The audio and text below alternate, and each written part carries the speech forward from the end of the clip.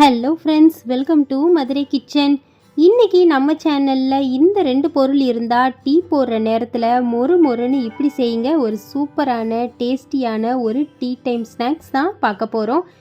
நீங்கள் நம்ம சேனலை ஃபஸ்ட் டைம் பார்க்குறவங்களா இருந்தால் சப்ஸ்கிரைப் பண்ணிக்கோங்க. பக்கத்தில் இருக்க பெல் சிம்பலையும் கிளிக் பண்ணிக்கோங்க. வாங்க இந்த டேஸ்டியான ஸ்நாக்ஸ் ரெசிபி எப்படி செய்கிறதுன்னு பார்த்துடலாம்.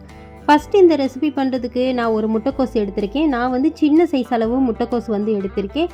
இப்போ இதை இது போல் நீல வாக்கில் கட் பண்ணி எடுத்துக்கோங்க. குட்டி குட்டியாக கட் பண்ணாமல் இது போல் நீல வாக்கில் கட் பண்ணி எடுத்துகிட்டு ஒரு கிண்ணத்தில் தண்ணி எடுத்துக்கோங்க. எடுத்துகிட்டு இப்போ இந்த முட்டைக்கோஸ் எல்லாத்தையுமே தண்ணியில் சேர்த்துருங்க. சேர்த்துட்டு மூடி போட்டு மூடி வச்சுட்டு ஒரு 5 நிமிஷத்துக்கு இது இருக்கட்டும். 5 நிமிஷம் போல் ஆயிடுச்சு. இப்போ முட்டைக்கோஸை வடிகட்டிட்டு எடுத்துருங்க. நல்லா சுத்தமாக தண்ணி எல்லாத்தையுமே ட்ரைன் பண்ணி எடுத்துக்கோங்க. இது போல் வடிகட்டிட்டு எடுத்துகிட்டு வந்தாச்சு. நெக்ஸ்ட்டு பார்த்தீங்கன்னா ஒரு பேசன் வச்சுக்கோங்க. பேசனில் முட்டைக்கோஸ் சேர்த்துக்கோங்க. சேர்த்துட்டு இது கூடவே பார்த்தீங்கன்னா நீல வாக்கில் கட் பண்ணி வச்ச ஒரு பெரிய வெங்காயம் சேர்த்துக்கோங்க. சேர்த்துக்கிறதுக்கு முன்னாடி நல்லா கைகளால் நல்லா உதுத்து விட்டுட்டு சேர்த்துக்கோங்க. இது கூடவே கொஞ்சம் போல் கருவேப்பிலை சேர்த்துக்கோங்க. 1/4 ஸ்பூன் மஞ்சள் தூள், 1/2 ஸ்பூன் ஜீரகத்தூள், 1/2 ஸ்பூன் மிளகாய்த்தூள், 1/4 ஸ்பூன் சீரகம், 1/4 ஸ்பூன் சோம்பு, இது கூடவே 5 டேபிள் ஸ்பூன் கடலை மாவு சேர்த்துக்கோங்க. இது கூடவே 3 டேபிள் ஸ்பூன் அரிசி மாவு சேர்த்துக்கோங்க. தேவையான அளவு உப்பு சேர்த்துக்கோங்க. 1 ஸ்பூன் இஞ்சி பூண்டு பேஸ்ட் சேர்த்துக்கோங்க. நீங்கள் இஞ்சியும் பூண்டையும் குட்டி குட்டியாக கட் பண்ணி கூட நீங்கள் சேர்த்துக்கலாம்.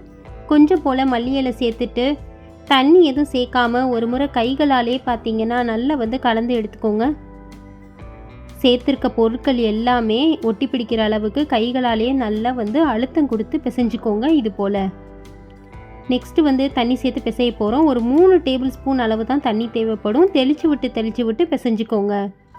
நெக்ஸ்ட்டு இது கூடவே 3 டேபிள் ஸ்பூன் மைதா சேர்த்துக்கோங்க.